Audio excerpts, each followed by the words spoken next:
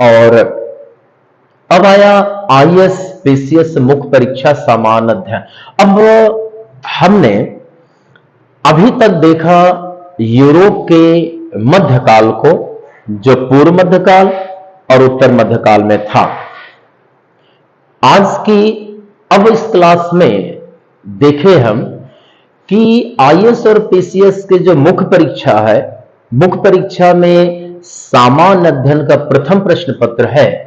तो सामान्य अध्ययन के प्रथम प्रश्न पत्र में यूनिट नंबर 1 और उस यूनिट नंबर 1 में विश्व इतिहास के बारे में हम अध्ययन करें। इस विश्व इतिहास के अंतर्गत 18वीं सदी से आगे की घटनाएं पूछी जाती हैं, यानी 18वीं सदी के बाद कौन कौन सी घटनाएं हुई उनके बारे में पूछा जाता है। लेकिन 18वीं सदी से आगे बहुत घटनाएं होती हैं, लेकिन उनमें से कुछ ही घटनाओं को हमारी यूपीएससी ने सिलेबस में रखा है। जिन्हें सिलेबस में रखा है उन्हीं का हम यहां पर विश्लेषण करेंगे। इनमें से पहला नंबर आता है औद्योगिक क्रांति। अब आपको यह प्रमुख रूप से समझना है कि हमारे यूपीएससी का जब मेंस का क्वेश्चन बनता है तो उसमें औद्योगिक क्रांति के बारे में पूछता है। औद्योगिक क्रांति एक प्रकार की घटना है, सामाजिक घटना है, और ये घटना हमारी आती है 18वीं शताब्दी में आ रही है। तो औद्योगिक क्रांति आपका पहले नंबर में क्वेश्चन पूछा जाता है। अब औद्योगिक क्रांति में क्वेश्चन कैसे पूछे जाएंगे? देखिए, एक बात ध्यान देना है कि अगर औद्योगिक क्रांति को हम इतना पढ़ लें कि औद्योगिक क्रांति क्या है, क्यों आई, क्या हुआ, और चंद शब्दों में अगर इसे हमें पढ़ लें तो इसका सामान्य ज्ञान तो मिल जाएगा। लेकिन यूपीएससी के क्वेश्चंस को सॉल्व करना थोड़ा सा मुश्किल है, क्योंकि there is a difference between the academic questions and also the UPSC questions. Academic में अर्थ परिभाषा प्रकार विशेषताएं पूछ लेता है, लेकिन यूपीएससी में अर्थ परिभाषा विशेषताएं नहीं पूछता है, थोड़ा ट्विस्ट करके पूछता है। तो हमने प्रयास किया है कि औद्योगिक क्रांति में कितने प्रकार के क्वेश्चन पूछ सकता है। प्रत्येक प्राध्यापक को, कोच को, मेंटर को यह होना चाहिए, काल्पनिक दृष्टिकोण भी होना चाहिए कि कोई एग्जामिनर औद्योगिक क्रांति को जटिल बनाने के लिए कितने प्रकार के क्वेश्चन पूछ सकता है। तो हमने इन सभी दृष्टिकोणों को देखते हुए और यह प्रयास किया है कि औद्योगिक क्रांति में किसी भी प्रकार का क्वेश्चन पूछे तो आप लोग उसे सॉल्व कर सकें। और इसी दृष्टिकोण से जो हम टेस्ट लेते हैं, सप्ताह में 2-3-4 टेस्ट, अभी और टेस्ट बढ़ाना है, तो इन सारे टेस्ट में हम उसी प्रकार के क्वेश्चन इन्हीं टॉपिक से पूछेंगे जो कि हमारे यूपीएससी बनाता है। तो औद्योगिक क्रांति में अगर हम देखें डिटेल से तो इसमें से पूछा जाना चाहिए या हमें जानकारी होनी चाहिए कि इसकी पृष्ठभूमि क्या है।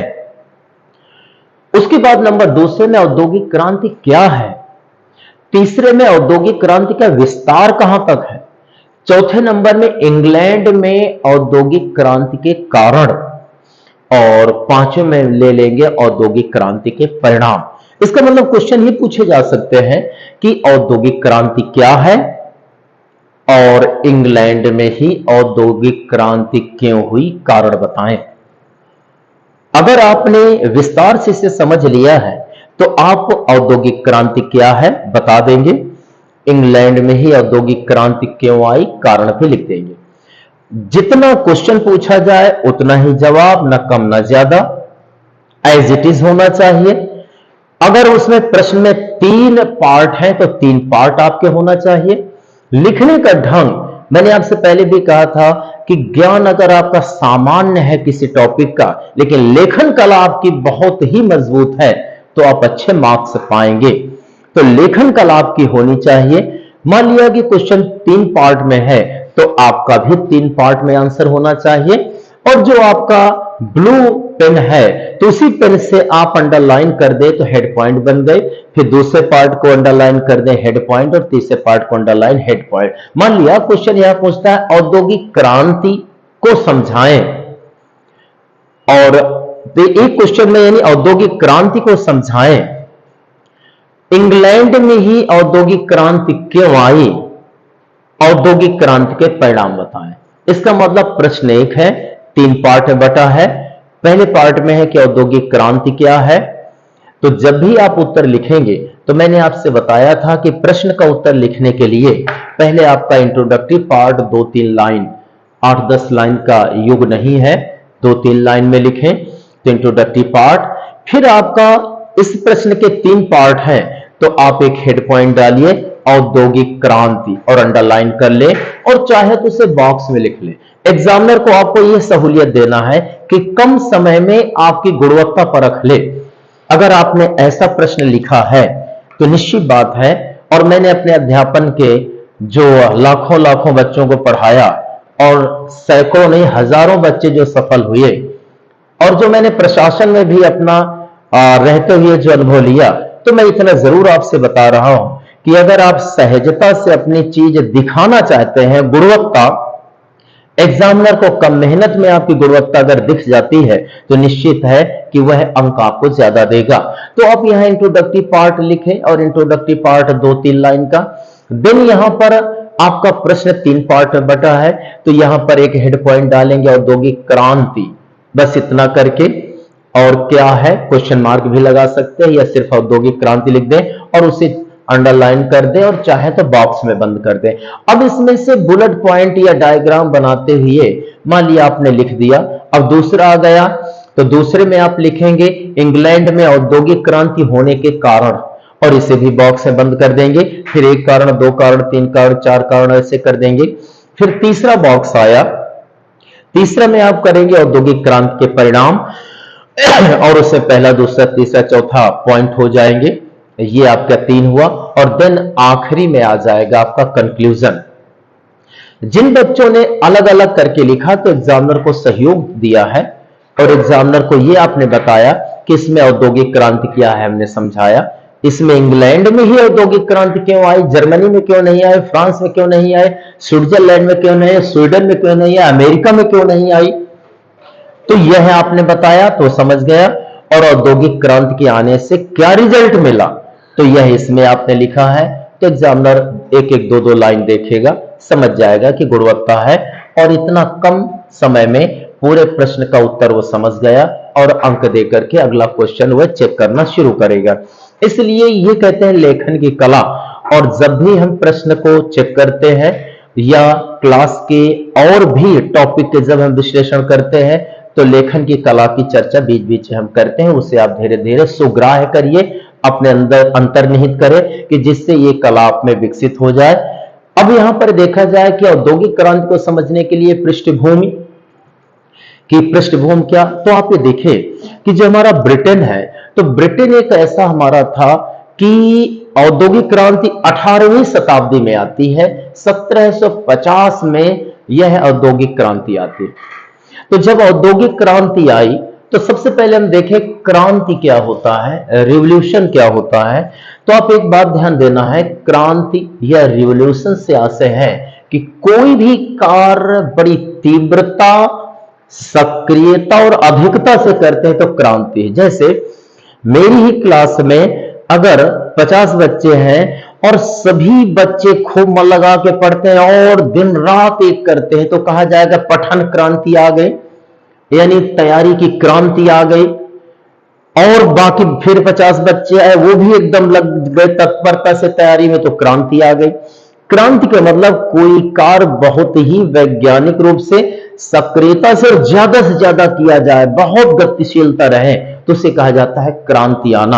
आप सेलेक्ट हो गए, तो आपके गांव के 10 बच्चों ने कहा हम भी पढ़ेंगे, वो सेलेक्ट हो गए, तो 2000 बच्चों ने कहा हम पढ़ेंगे, इसका मतलब है कि ये भी क्रांति आई। तो यहां पर क्रांति का मतलब है कि वैज्ञानिक ढंग से अधिकाधिक सक्रियता से कोई काम करे, उसे क्रांति है। हर चीज में क्रांति लानी चाहिए, अध्यापन में भी क्रांति होनी चाहिए, अध्ययन में भी क्रांति होनी चाहिए, प्रशासन में भी क्रांति होना चाहिए, कृषि में भी क्रांति होनी चाहिए, विचारों में क्रांति होनी चाहिए। क्रांति हर जगह होनी चाहिए। बिना क्रांति के कहते हैं कुछ जन्म भी नहीं होता, बिना प्रसव पीड़ा के संतान पैदा नहीं होती है। तो क्रांति क्या है, एक प्रकार की प्रसव पीड़ा है, और जब क्रांति होगी कुछ तो पैदा होगा। क्रांति होगी तो आईएएस बनेंगे, नहीं तो पीसीएस बनेंगे, और क्रांति ही नहीं है कुछ नहीं बनेंगे। प्रसव पीड़ा ही नहीं होगी, संतान पैदा नहीं होगी। मतलब कुछ भी रिजल्ट निकलना है यदि, तो क्रांति करनी होगी। और कार्ल मार्क्स ने यही कहा था कि भाई क्रांति है, समाज की प्रसव पीड़ा है, कुछ ना कुछ तो रिजल्ट निकलेगा। कार्ल मार्क्स का जब चैप्टर आएगा हम वहां चर्चा करेंगे। अब रही बात क्रांति औद्योगिक क्षेत्र में, तो औद्योगिक यानी उद्योग, तो सबसे पहली बात है कि यहां पर उद्योग की बात आ गई। तो उद्योग है क्या, पहले इसे आप समझ लें तो शायद फिर हम बेहतर ढंग से समझ सकते। उद्योग, तो उद्योग में आप ये देखें कि हम पहले की बात करें, उद्योग के पहले के, तो होता यह है कि व्यक्ति कृषि में, कृषि क्षेत्र में कार्य करता है और जीव जंतु यानी जानवरों का प्रयोग करता है। तो जब मानव स्वयं अपने हाथों से जाकर के फावड़ा चलाए, हाथों से खेत जोतने का काम करता है या जानवर का प्रयोग करता है। तो प्रारंभ में हमारा समाज कृषि काल में जब आता है तो मानव खुद कृषि अपने हाथों से करता है और जानवरों का सहयोग लेता है, मशीनों का प्रयोग नहीं करता है। मान लिया हमें खेत जोतना है तो खुद ही हाथ से फावड़ा से जोतने का काम हमने किया, या किसी जानवर का प्रयोग हमने किया, बैल का है, भैंसा का हमने प्रयोग किया, तो यह प्रयोग जो माना जाएगा तो मानव का खुद का श्रम है और जानवर का है, तो ये परंपरागत उत्पादन पद्धति मानी जाएगी। लेकिन वहीं पर मैं ये कहूं कि अब कल्टीवेटर का हम प्रयोग करें, ट्रैक्टर का प्रयोग करें और तब प्रोडक्शन करें, तो यह औद्योगिक जमाना आ जाएगा। उद्योग का मतलब यह है कि जब मशीन आ जाती है और मशीन का प्रयोग करके हम प्रोडक्शन शुरू कर देते हैं, तो उसे हम औद्योगिक समाज कहने लगते हैं, उद्योग कहने लगते हैं। तो उद्योग एक ऐसी विधा है जिसमें से मानव का जो मैनुअल वर्किंग है वो कम से कम है और मशीन का अधिक प्रयोग होगा, टेक्नोलॉजी का अधिक प्रयोग होगा, प्रोडक्शन ज्यादा करेंगे, लाभ कमाने की इच्छा होगी, उसे हम कहेंगे औद्योगिक विधा। तो औद्योगिक का मतलब यह है कि जब हम मशीनों के माध्यम से प्रोडक्शन ज्यादा करने लगते हैं और यह काम ज्यादा बढ़ने लगता है तो कहा जाता है औद्योगिक विकास हुआ। यहां पर औद्योगिक क्रांति का मतलब है कि उद्योगों का ज्यादा से ज्यादा लगना, मशीनों में ज्यादा प्रोडक्शन शुरू कर देना, उसे हम कहेंगे औद्योगिक क्रांति। औद्योगिक क्रांति एक वह विधा है जिसमें से मशीनों के माध्यम से अधिकाधिक उद्योगों में प्रोडक्शन को करना, और जब ज्यादा से ज्यादा प्रोडक्शन ये शुरू हो जाता है तो औद्योगिक क्रांति आ गई। जब औद्योगिक क्रांति आई तो पृष्ठभूमि क्या थी? पृष्ठभूमि ये थी कि पहले हम कृषि में पैदा करते थे तो हम खुद मैनुअल वर्किंग करते थे, मानव खुद अपने शरीर का प्रयोग करता था या जानवरों का। लेकिन बाद में धीरे से मशीन आ गया, तो जब मशीन आ गई तो औद्योगिक क्रांति क्या है? तो आप ये कह सकते हैं कि जब मशीन के माध्यम से, मोटर के माध्यम से, कलपुर्जों के माध्यम से, तकनीक के माध्यम से, रणनीति के माध्यम से, नए प्रबंधन के माध्यम से जब हम ज्यादा से ज्यादा उत्पादन कार्य शुरू कर देते हैं और वह किसी केंद्र पर करने लगते हैं, उसे हम कहते हैं औद्योगिक क्रांति। इस औद्योगिक क्रांति को मैंने कम शब्दों में आपको बताया, बाकी इसका जो लिटरेचर पोर्शन है, जो मटेरियल है, ये हम आपको प्रोवाइड कराएंगे, उसमें से सारी चीजें विस्तार से दी गई। औद्योगिक क्रांति का अगर हम विस्तार देखें तो विस्तार का यह है औद्योगिक क्रांति का कि इसमें से कपड़ा क्षेत्र में भी औद्योगिक क्रांति का विस्तार होता है, कृषि क्षेत्र में भी हो जाता है, और उसके अलावा समाज के औषधि से लेकर के अन्य क्षेत्रों में भी औद्योगिक क्रांति का विस्तार हुआ। औद्योगिक क्रांति का हम कह सकते हैं कि खेती से लेकर पशुपालन से लेकर के और अन्य क्षेत्रों में इसका विस्तार होता है। रही बात इंग्लैंड में औद्योगिक क्रांति के क्या कारण थे? देखिए, इंग्लैंड में औद्योगिक क्रांति के कई कारण है, उनमें से मैं एक दो की चर्चा यहां पर कर रहा हूं, बाकी आपका लिटरेचर पोर्शन में मिल जाएगा। सबसे पहली बात आप ये देखें, क्योंकि यहां पर इंग्लैंड में, यानी यूके जिसे हम कहते हैं, यूके का एक राज्य है इंग्लैंड, इंग्लैंड नाम से प्रचलित है। एक्चुअल में UK, United kingdom is the country, England is the part, England is the province of it, इसका एक राज्य है, लेकिन व्यवहारिक रूप में इंग्लैंड मानते हैं। तो इंग्लैंड में यह औद्योगिक क्रांति क्यों आई? फ्रांस, जर्मनी आदि में क्यों नहीं आई? तो इंग्लैंड में एक बात आती है कि यहां अनुकूल स्थिति थी, यह हम कह सकते हैं औद्योगिक क्रांति के घटित होने के लिए परिवेश ठीक था।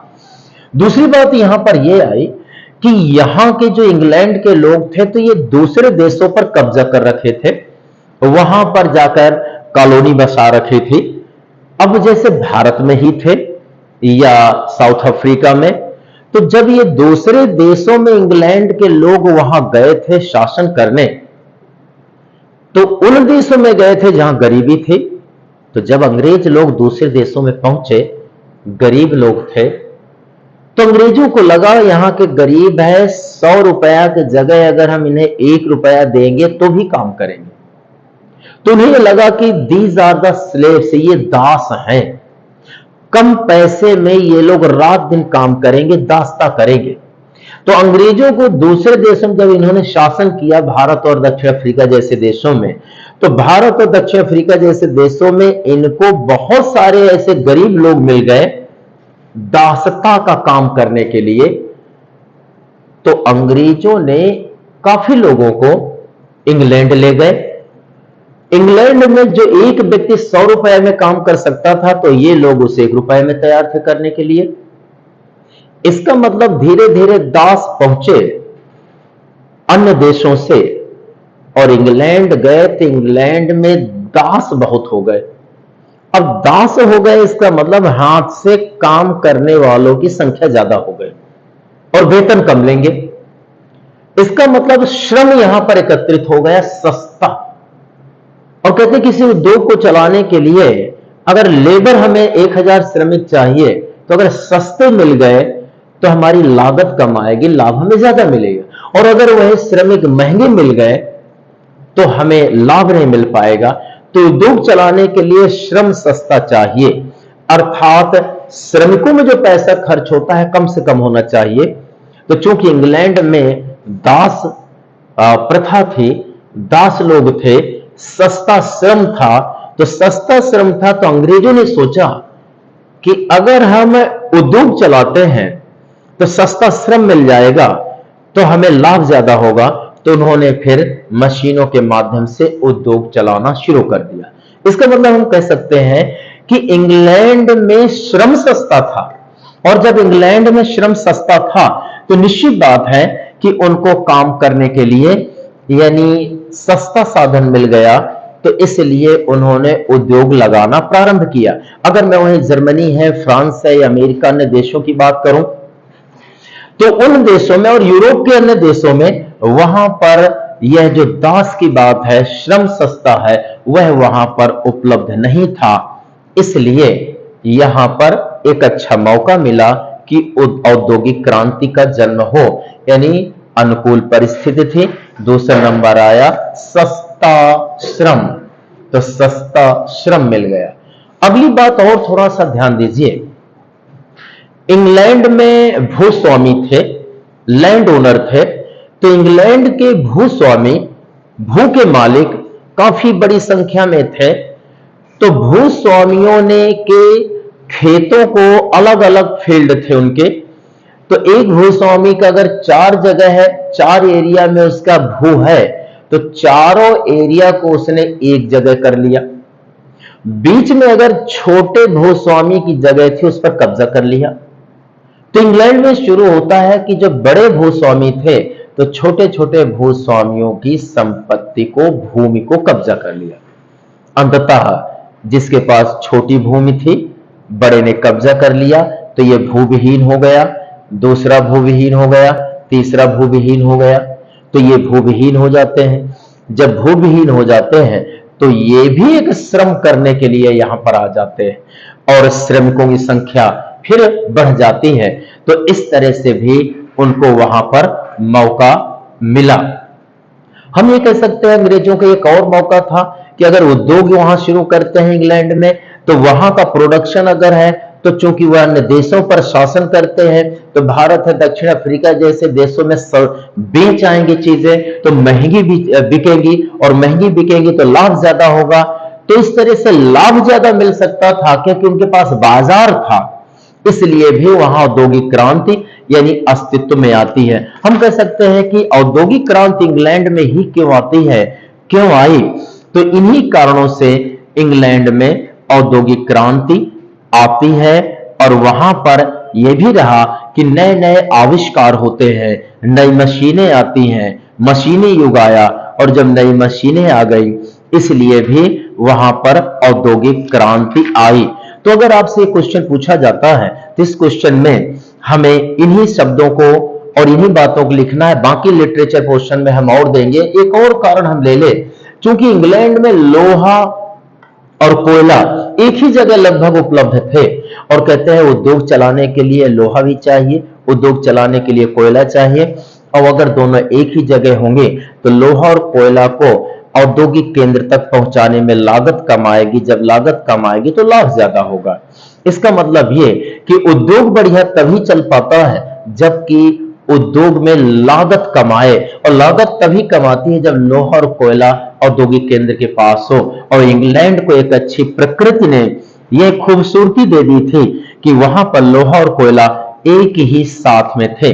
दूसरी बात यह है कि इंग्लैंड में जहाज यानी पानी का जहाज, शिप भी विकसित होते हैं। जब पानी का जहाज यहां पर विकसित हो गए तो यहां पर यह था कि अंग्रेजों को मौका मिल गया कि अगर वह इंग्लैंड में यहां प्रोडक्शन करते हैं तो उस प्रोडक्शन को अपने जहाज के थ्रू अन्य देशों पहुंचा देंगे, तो वहां मार्केट है, बिक्री हो जाएगी। तो चूंकि जहाज की व्यवस्था भी हो गई तो हम कह सकते हैं कि एक और मौका मिल गया कि यही इंग्लैंड में ही औद्योगिक क्रांति होनी चाहिए, और तकनीकी ज्ञान यहाँ का उच्च स्तर का हो गया था। कई प्रकार के वाष्प इंजन है, यह अस्तित्व में आ गए थे, स्पिनिंग मशीन भी आ गई थी अस्तित्व में, इसलिए भी यहां पर एक बेहतर परिवेश बना कि इंग्लैंड में ही औद्योगिक क्रांति आए। और एक सबसे बड़ी बात है कि किसी उद्योग को चलाने के लिए राजनीतिक स्थिरता चाहिए। सरकार पल पल में बदलेगी तो वहां उद्योग कम विकसित हो पाते हैं। तो यहां पर यह देखा गया कि ब्रिटेन में राजनीतिक स्थिरता आ चुकी थी, और चूंकि यहां पुनर्जागरण आ चुका था तो पुनर्जागरण के समय एक तस्वीर और आती है। पुनर्जागरण में यह तस्वीर आई कि राजा ने धर्म पर नियंत्रण कर लिया था।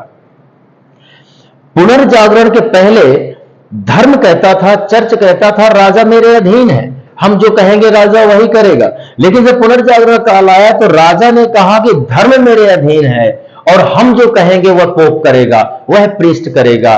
तो चूंकि राजा अर्थात राजनीतिक सत्ता धर्म को दबा चुकी थी, तो इस समय पुनर्जागरण काल में राजनीतिक सत्ता भी दमदारी से आई थी, शक्तिशाली रूप से आई, और वह स्थिर रूप में आ गई। और जब स्थिर रूप में इंग्लैंड में स्थिरता थी, ज्यादा बदलाव नहीं थे, तो यहां पर सरकार ने सोचा, और जब सरकार एक ही सरकार स्थिर बनी रहेगी तो निश्चित बात है कि वहां उद्योग का विकास होगा।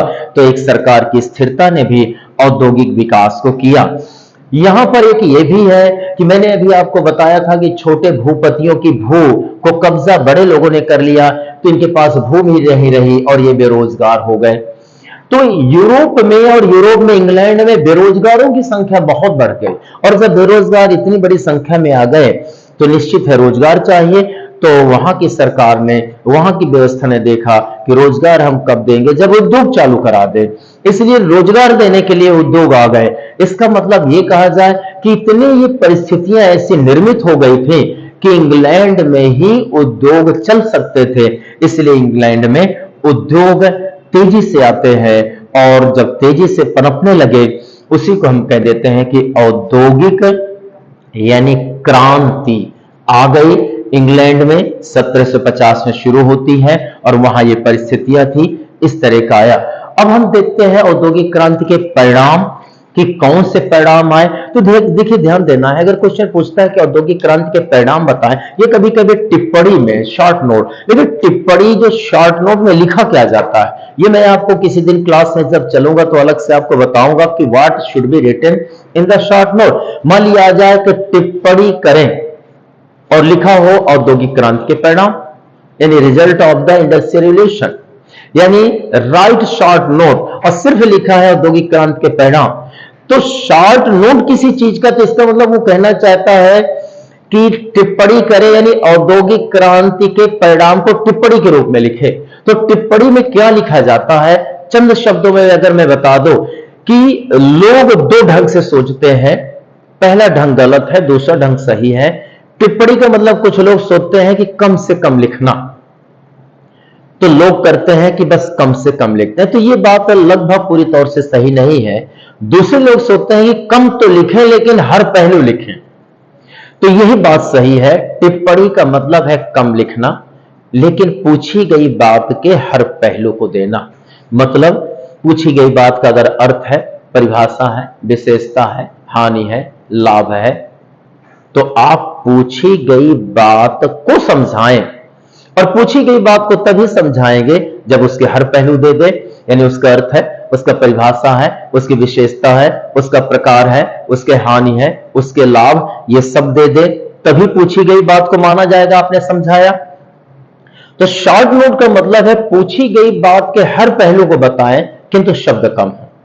तो अब आप ये ध्यान देना है कि जब भी टिप्पणी लिखे तो उसके हर पहलू को दे, लेकिन चुनिंदा शब्द का प्रयोग करें, कम से कम शब्दों का प्रयोग करें, और जितनी शब्द सीमा दी गई है उसका पालन जरूर करें।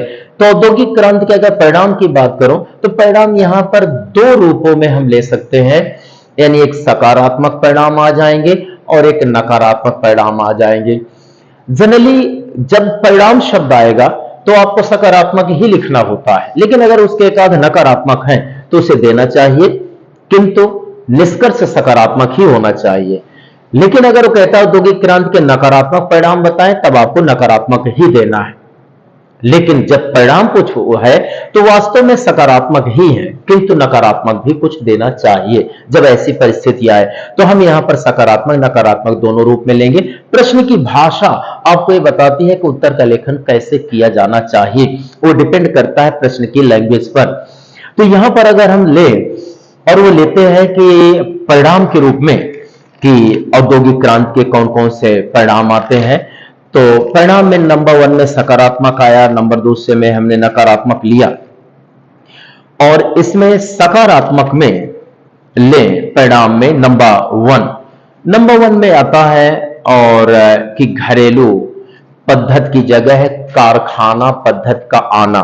थोड़ा सा आप ध्यान दें कि पहले क्या था, व्यक्ति खुद ही श्रम करता था खेतों में और जानवरों को लगाता था, लेकिन अब मशीन आ गई, तो अब हम ये कह सकते हैं कि अब स्वयं शरीर को उतना नहीं हमें उसमें लगाना, कारखाना व्यवस्था आ गई। तो इसका सकारात्मक परिणाम ये हुआ कि जो घरेलू पद्धति थी काम करने की, तो घरेलू पद्धति की जगह कारखाना पद्धति का आना, यानी औद्योगिक क्रांति के कारण ही घरेलू पद्धति कमजोर हुई और कारखाना पद्धति आई, और कारखाना पद्धति आई तो प्रोडक्शन बढ़ने लगा। तो ये तो हमारा सकारात्मक परिणाम है, न औद्योगिक क्रांति आती और न ही कारखाना पद्धति आती। तो पहला हमारा ये हुआ। नंबर दूसरा ये है कि पशुओं के साथ मशीनों का प्रयोग होने लगा। तो एक परिणाम ये आया कि पशु तो अब कम प्रयोग होने लगे, लेकिन अब यहां कार में मशीनों का प्रयोग होने लगा। तो ये भी हमारे लिए एक सकारात्मक संकेत है, सकारात्मक यानी हमें लाभ मिला। उसके बाद हम देखें कि यहां पर भाप के इंजनों आदि का प्रयोग होने लगा।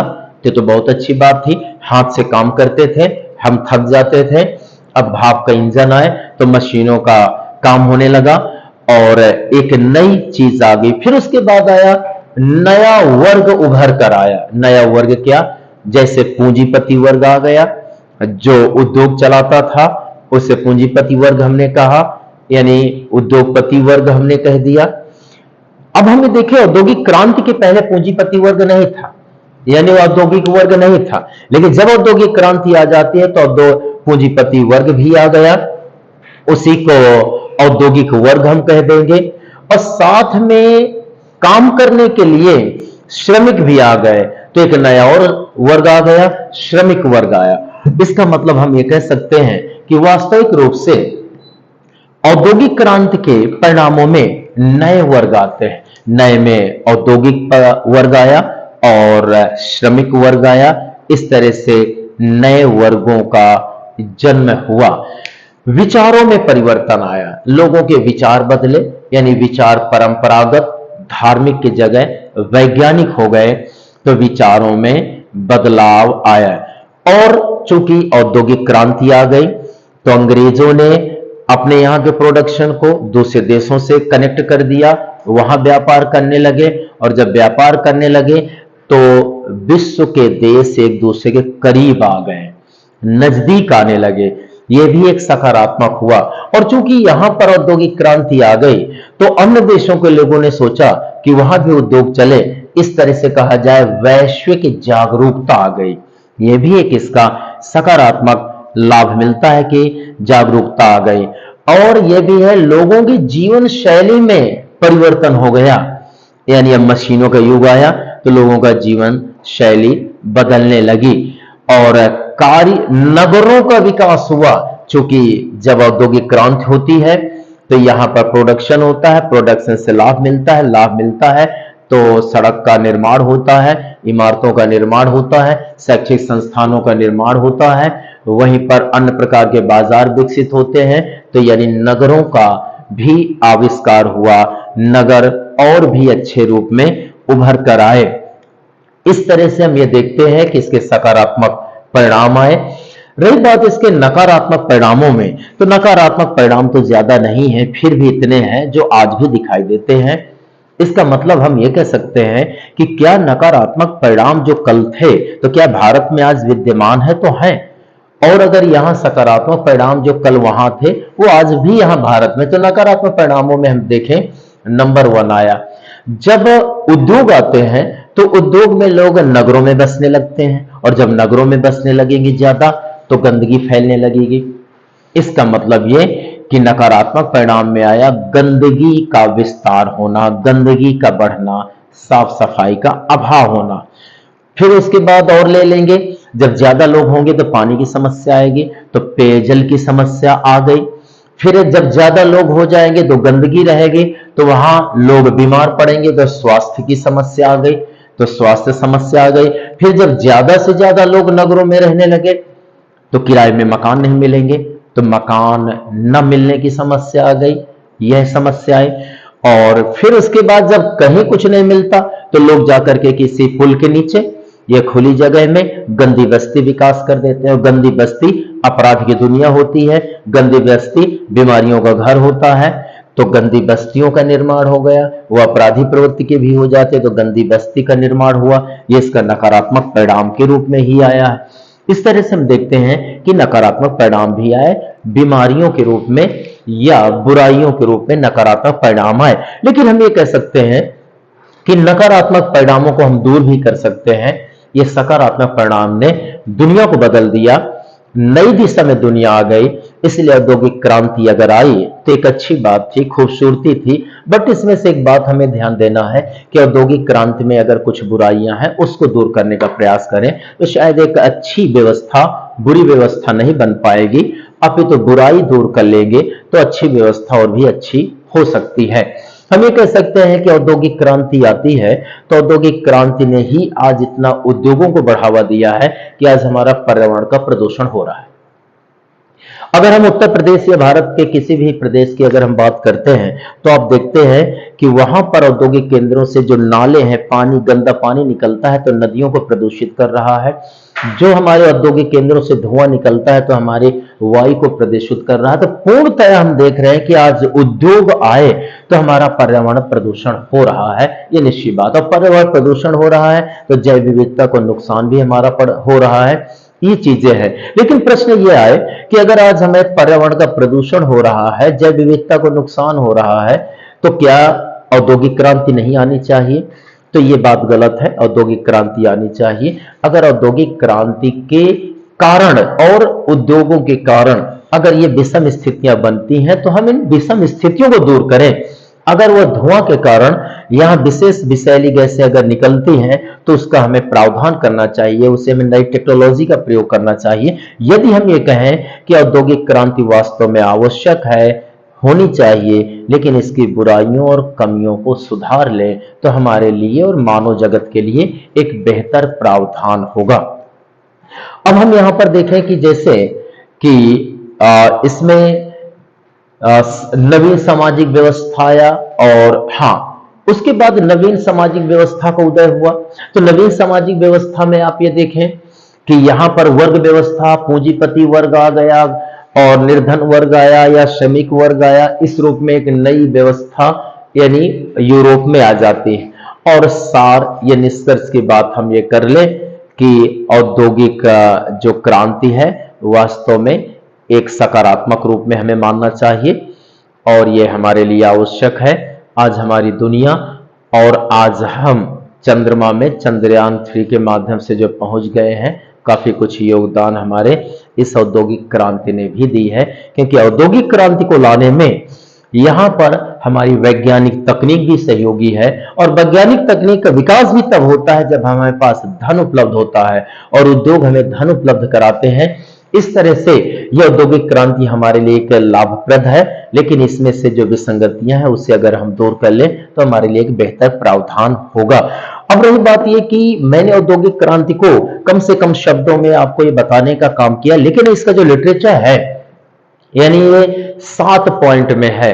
तो आपका औद्योगिक क्रांति का इन्हीं 7 ढंग से पूछा जा सकता है, 7 ही चीजों में पूछा जा सकता है। तो इसका टोटल हम जो आपका प्रोवाइड कराएंगे लिटरेचर, और हो सकता है कि इन फ्यूचर अभी आपका इंस्टाग्राम और टेलीग्राम में भी हम पोस्ट भी ये मैटर कर देंगे, तो सभी लोगों को ये मैटर यानी मिल जाएगा। अब इसके हाँ, अब आगे देखते हैं कि जो वैज्ञानिक प्रगति होती है यानी औद्योगिक क्रांति आई, तो आप थोड़ा इमेज में देखिए कि औद्योगिक क्रांति में ये देखिए यहां पर ये बताया जा रहा है, दिखाया जा रहा है कि चिमनी है और इन चिमनी से धुआं निष्कासित हो रहा है। ये यहाँ पर मशीनें लगी हुई है और यहाँ पर लोग काम कर रहे हैं। इसका मतलब यह इमेज औद्योगिक क्रांति के बारे में आपको बता रही है। और उसके बाद देन यहां पर एक महिला खड़ी है। महिला एक चरखा जैसे यहां एक गोला सा वृत्त सा लगा हुआ है, चरखा है, उसकी चरखा की ये बेल्ट है। तो ये महिला ये मशीन चला रही है, इस मशीन से वस्त्र निर्माण आदि का काम कर रही है। तो ये हम देख रहे हैं इस इमेज के माध्यम से कि औद्योगिक क्रांति धीरे धीरे ग्रेट ब्रिटेन में इसी तरह से मशीनें डेवलप होती हैं और उस रूप में यानी ये अस्तित्व में चीजें आ रही हैं। यहाँ पे आप देख रहे हैं कि ये कारखाना है, कारखाने में विभिन्न प्रकार के ये कार्य हो रहे हैं और धीरे धीरे जो जो तकनीक बढ़ती जाती है तो वहां पर मशीनें भी और बढ़ती जाती हैं और भी गुणवत्ता औद्योगिक केंद्रों में आने लगी। हम कह सकते हैं कि प्रारंभ में ग्रेट ब्रिटेन में वास्तव में औद्योगिक केंद्रों में उतनी गुणवत्ता नहीं थी। मशीनों का उद्भव हुआ, मशीनों का जन्म हुआ, लेकिन धीरे धीरे उद्योग वहां के विकसित होते गए क्योंकि तकनीक भी वहां की विकसित होती गई। और आज हिंदुस्तान ने भी या विश्व के अन्य देशों ने भी ग्रेट ब्रिटेन से यानी इंग्लैंड से औद्योगिक क्रांति को कैसे आगे बढ़ाया जाए काफी कुछ सीखा है। यहां पर आप देखेंगे कि ये मशीन है, इन मशीनों में ये बने हुए हैं, इसके यूनिट्स अलग अलग हैं और इन्हीं मशीनों में प्रोडक्शन होता है। और मशीनी युग आया, धीरे धीरे 1750 के बाद में ये मशीन आ गई, पहले नहीं थी। इमेजिन करें जब ये कुछ नहीं था, सब कुछ हाथ से होता था, हम अपना कपड़ा पहनते हाथ से बुनते थे, आज वो कपड़ा मशीनों में हो रहा है। इसका मतलब औद्योगिक क्रांति हमें वास्तव में एक पुराने परंपरागत जीवन से आधुनिक जीवन में लाने का काम किया। ये भी देखिए यहाँ मशीनों से ये काम किया जा रहा है और यहाँ पर घोड़ा है यानी हॉर्स है, तो हॉर्स का हम प्रयोग कर रहे हैं। यहाँ पर एक गधा है, उसका भी उपयोग किया जा रहा है। यानी जीव जंतुओं के माध्यम से पहले चीजें पहुंचाई जाती थी, रॉ मटेरियल पहुंचाया जाता था औद्योगिक केंद्रों में, तब औद्योगिक केंद्रों में वस्तुओं का विनिर्माण होता था। हाँ, आज हम जरूर कहते हैं कि आज हमारे पास ट्रक है, ट्रेन है, ट्रैक्टर है, इनके माध्यम से और भी स्पेशल हमारे पास व्हीकल्स हैं, ट्रांसपोर्टेशन के साधन है, उनके माध्यम से रॉ मटेरियल हम औद्योगिक केंद्रों में पहुंचाते हैं और वहां प्रोडक्शन होता है। लेकिन पहले जानवरों के सहयोग से ही यह ऐसा किया जाता था क्योंकि प्रारंभिक दौर था। उस प्रारंभिक दौर ये भी आप देखेंगे कि यहाँ पर मशीनों के माध्यम से काम हो रहा है, यहाँ रहने के लिए भी है या इंस्ट्रूमेंट रखने की मशीन रखने के लिए आवास भी है, ये मशीनें हैं। धीरे धीरे मशीनें काफी जटिल बनने लगी, काफी उन्नतशील बनने लगी, हाई टेक्नोलॉजी की बनने लगी और हमारा समाज आगे बढ़ने लगा। पूरा विश्व ऋणी है और काफी कुछ औद्योगिक क्रांति से अपना विश्व सीखता भी है। यह इमेज भी आपको प्रदर्शित कर रही है कि यहां से यह विभिन्न प्रकार के कार्य हो रहे हैं, औद्योगिक केंद्र है, बसावट है, लोग यहीं रह रहे हैं, काम भी कर रहे हैं और इस तरह से यहां औद्योगिक काम चल रहा है, प्रोडक्शन